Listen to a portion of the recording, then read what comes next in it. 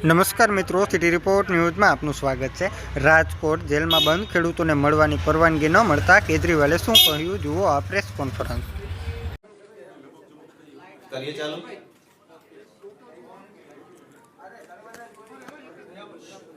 આજે રાજકોટમાં આયોજિત આ પ્રેસ કોન્ફરન્સની અંદર ઉપસ્થિત મીડિયાના સૌ સાથી મિત્રોનું ખૂબ ખૂબ સ્વાગત છે।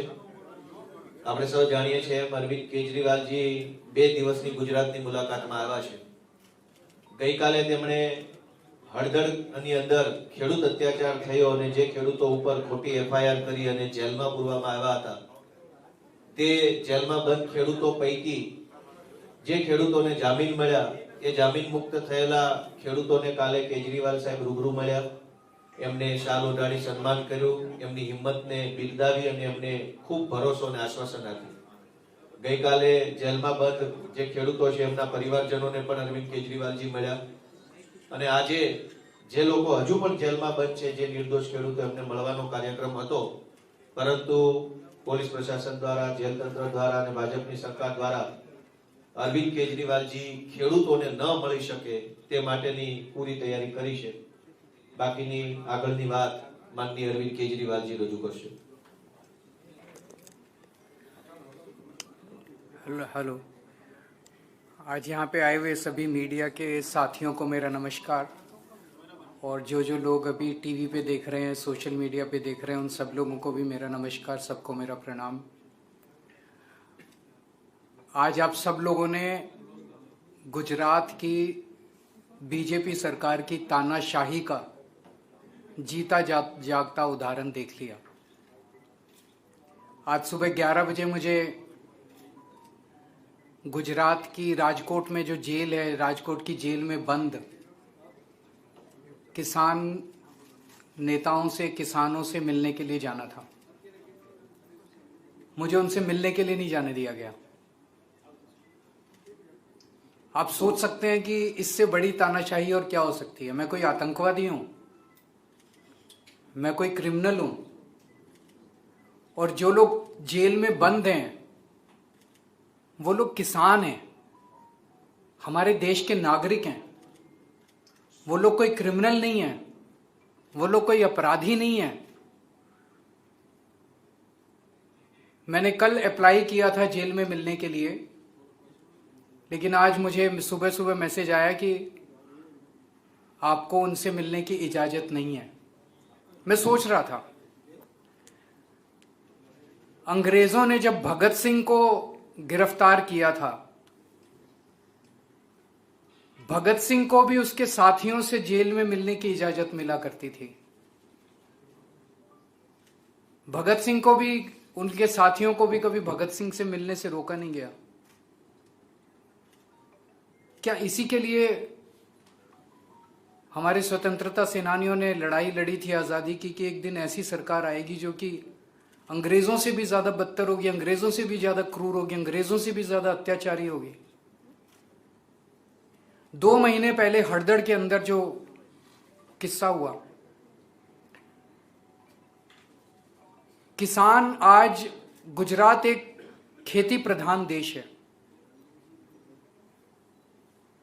बहुत से लोग, 50% से ज़्यादा लोग किसानी के ऊपर अपना जीवन यापन करते हैं। 54 लाख किसान परिवार गुजरात के अंदर किसानी पे अपना जीवन यापन करते हैं।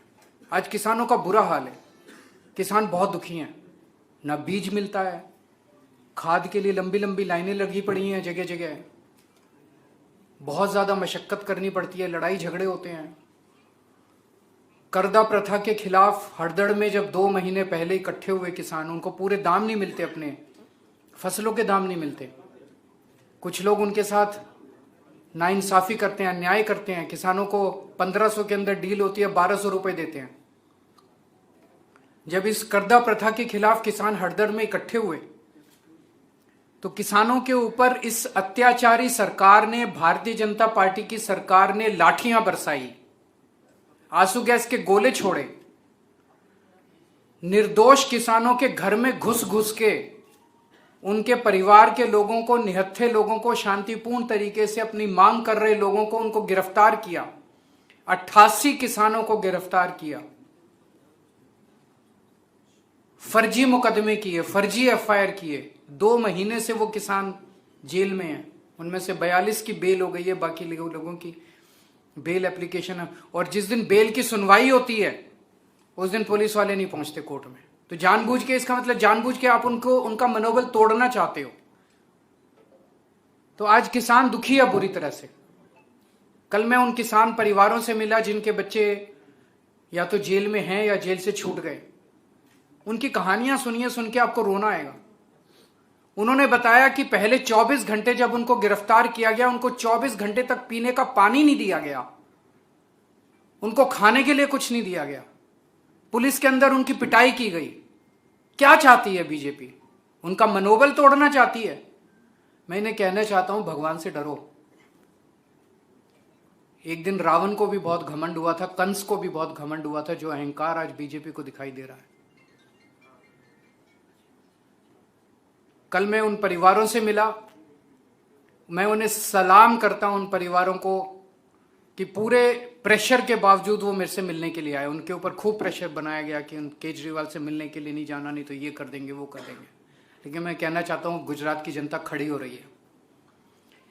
एक तरफ किसान दुखी है, दूसरी तरफ किसानों के बच्चे, किसान ब्याज पे लोन लेके अपने बच्चों को पढ़ाता है। मैंने कई वीडियो देखे हैं गुजरात के बच्चों के, कई कई लाख रुपए का लोन लेता है, बच्चों को शहर भेजता है, सूरत भेजता है, अहमदाबाद भेजता है, कोचिंग कराता है, पढ़ाता है, और पढ़ने के बाद फिर पेपर लीक हो जाता है। जब पेपर देने की बारी आती है, पेपर लीक हो जाते हैं। बच्चों को रोते हुए देखा है कि सर 3 साल से हम पढ़ाई कर रहे थे, कोचिंग कर रहे थे, इतना पैसा लिया मेरे पिताजी ने, लेकिन अब पेपर लीक हो गया, अब अगला पेपर पता नहीं कब होगा। इनसे पेपर नहीं कराया जाता। पेपर लीक कराने वाले कौन हैं? इन्हीं के लोग हैं। बच्चे बेरोजगार घूम रहे हैं, इनसे रोजगार नहीं दिया जा रहा, पेपर लीक हो रहे हैं, तो बच्चों को बर्बाद कर दिया। अब वो बच्चे अपनी आवाज ना उठाएं, इसलिए पूरे गुजरात के अंदर ड्रग्स बेची जा रही हैं। पूरे गुजरात के, आज आपको गली गली के अंदर नशा ड्रग्स मिलेंगे, गली गली के अंदर ड्रग्स मिल रही हैं। बच्चों को ड्रग्स के अंदर धकेला जा रहा है। गुजरात के हर परिवार को पूरी तरह से बर्बाद किया जा रहा है इस सरकार के द्वारा। पर मुझे लगता है ये इनके आखिरी दिन है। पूरे गुजरात के लोग अब इकट्ठे हो रहे हैं। कल मुझे पता चला जिन किसान के परिवार के लोगों को गिरफ्तार किया गया, उन गांव के लोगों ने हिम्मत करके, पूरे गांव ने उनके खेत को जोता है। जैसे एक गांव के अंदर अगर एक किसान परिवार को गिरफ्तार किया तो उसके खेत में काम करने वाले लोग नहीं थे, तो पूरे गांव के लोगों ने इकट्ठा करके उसके खेत को जोता है। अब लोग इकट्ठे हो रहे हैं, इनकी आवाज। आज गुजरात के अंदर 2 चीजें खुलेआम बिकती हैं, एक ड्रग्स और एक सड़क पे गड्ढे। 30 साल के बाद आज इन्होंने जो गुजरात का हाल कर दिया है, अब इसको खत्म करने का समय आ गया है। अभी तक लोगों के पास विकल्प नहीं था, क्योंकि कांग्रेस और बीजेपी दोनों मिले हुए हैं, दोनों के जॉइंट धंधे हैं, दोनों मिले हुए हैं, दोनों खुश हैं। कांग्रेस चाहती नहीं कि बीजेपी की सरकार जाए गुजरात से, लेकिन अब विकल्प है लोगों के पास। घर घर के अंदर आज बात हो रही है, आम आदमी पार्टी की बात हो रही है। आज आम आदमी पार्टी के नेताओं को, गोपाल इटालिया, यशोदान गढ़वी, राजू करपड़ा, प्रवीण राम, चैतर वसावा, मनोज सोरठिया, बहुत सारे नेता हैं हमारे जिनके तरफ लोग बड़ी उम्मीद के साथ देखते हैं। मैं पूछना चाहता हूं, बीजेपी के एक नेता का नाम बता दीजिए जो उम्मीद देता है गुजरात के लोगों को। मैंने इतने सारे नेताओं को, और भी बहुत नाम है, आम आदमी पार्टी के इतने सारे नेताओं के नाम मैंने गिनाए जिनको लोग बहुत उम्मीद के साथ देखते हैं। ये लोग हमारे जब नेता बोलते हैं तो लोग सुनते हैं। बीजेपी के गुजरात के एक नेता का नाम बता दीजिए गुजरात के अंदर जिसको लोग उम्मीद से देखते हैं कि वो गुजरात को ठीक कर देगा। कांग्रेस के एक नेता का नाम बता दीजिए जिसकी तरफ लोग उम्मीद से देखते हैं कि वो गुजरात को ठीक कर। उनके पास एक भी नेता नहीं है, कोई उम्मीद नहीं है इन दोनों पार्टियों से। आज आम आदमी पार्टी उम्मीद है, और मैं लोगों को कहना चाहता हूं, आप लोगों को ही गुजरात बचाना है। हम लोग तो बहुत छोटे हैं। गुजरात बचाने की जिम्मेदारी गुजरात के लोगों के ऊपर है। आपको सामने आना पड़ेगा, डर निकालना पड़ेगा। ये एफआईआर का खेल जो खेल रही है बीजेपी, एफआईआर से डराना चाहती है। मैं भी जेल होके आया, 6 महीने जेल रहा। हो सकता है आपको भी जेल में डाल दें, 2 महीने 3 महीने। मैं आपको जिम्मेदारी दे रहा हूं, जिन जिन लोगों पे झूठी एफआईआर करके जेल में डालेंगे, हम लड़ेंगे आपके लिए। और जिस दिन सरकार बदलेगी, गुजरात की 2 साल के बाद चुनाव है, जिस दिन सरकार बदलेगी, 24 घंटे के अंदर सारी झूठी एफआईआर वापस लेंगे और गुजरात के लोगों को तंग करने वाले मंत्रियों को जेल में भेजा जाएगा। अगर आपके कोई क्वेश्चंस हैं तो आप पूछ सकते हैं। सर, आपने बताया कि बीजेपी और कांग्रेस एक है गुजरात में, तो आम आदमी पार्टी का स्टैंड क्या है इंडिया ब्लॉक्स के लिए? क्या केंद्र में अभी भी वो इंडिया के हम इंडिया गठबंधन का हिस्सा नहीं है। बीजेपी और कांग्रेस का अलायंस जो है, ये अलायंस मिलके पिछले 30 साल से गुजरात में सरकार चला रहा है। कांग्रेस चाहती ही नहीं है कि गुजरात से बीजेपी जाए, लेकिन अब गुजरात के लोग मिलके, अभी तक गुजरात के अंदर तानाशाही की सरकार, बीजेपी की सरकार चल रही थी, लेकिन अब लोगों की सरकार आएगी, जनता की सरकार बनेगी। केजरीवाल साहब, ये अभी जो पहले वाले तेवर थे आपके, जब आप सीएम थे, सत्ता पे थे दिल्ली में, उस टाइप के तेवर दिखते नहीं, ऐसे बात हो रही है, तो इसके लिए क्या करें? मेरे तेवर में कौन सी कमी नजर आई अभी आपको? गवर्नमेंट के साथ, बीजेपी गवर्नमेंट के सामने घुटने टेकते हैं, इस बात को अभी जो कुछ मैंने बोला उसमें कौन सी आपको कमी नजर आई जिससे आपको ऐसा लगता है? सर, वंदे मातरम गीत के बारे में बहुत सारी बहस हुई, कल अलग अलग स्टैंड लिया गया। किस तरह से देख रहे हैं? क्या वेस्ट बंगाल में भी चुनाव है, इसकी वजह से भी क्या इनको मुझे लगता है कि देश में इस वक्त इतनी ज्यादा समस्याएं हैं, उन समस्याओं के ऊपर चर्चा होनी चाहिए। अभी ये जो इंडिगो एयरलाइंस का पूरा घटनाक्रम हुआ, हजारों की संख्या में एयरपोर्ट्स के ऊपर अफरा तफरी मची हुई थी।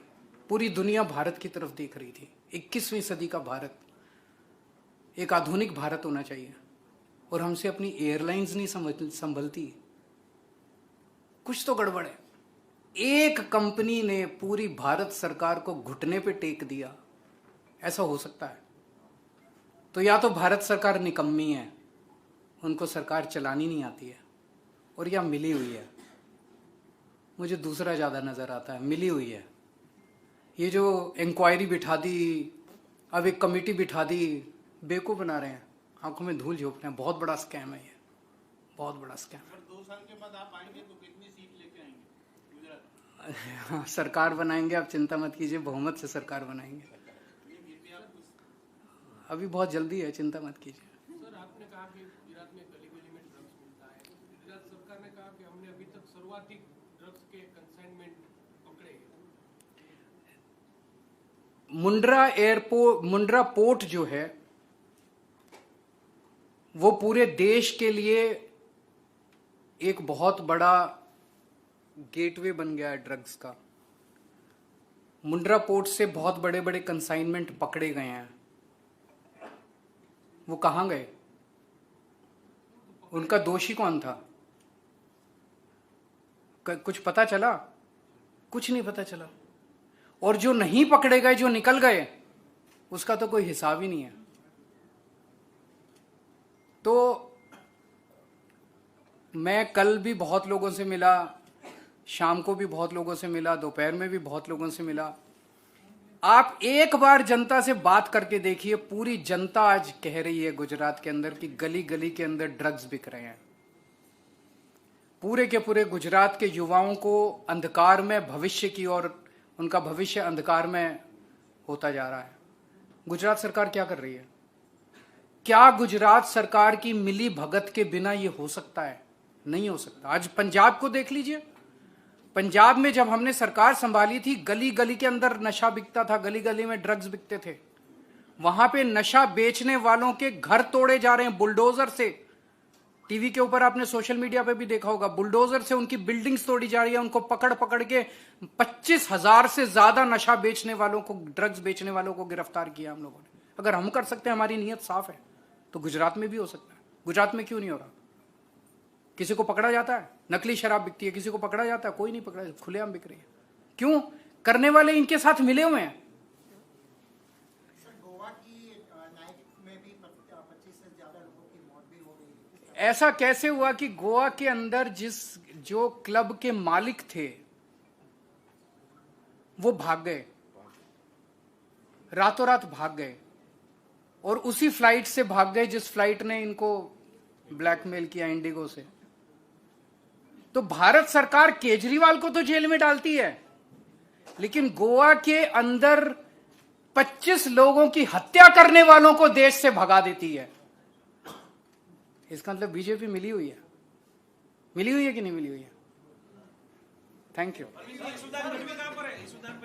वो उनके घर पे उनके चाचा की बेटी की डेथ हो गई है अभी। केजरीवाल जी, गुजरात में अभी एक ट्रेंड चल रहा है, जैसे दारू बनती है फिर भी सभी जगह शराब मिलती है, ऐसा ट्रेंड चल रहा है कि इससे तो अच्छा है कि शराब से छूट मिल जाए और गवर्नमेंट को टैक्स की आवक हो जाए।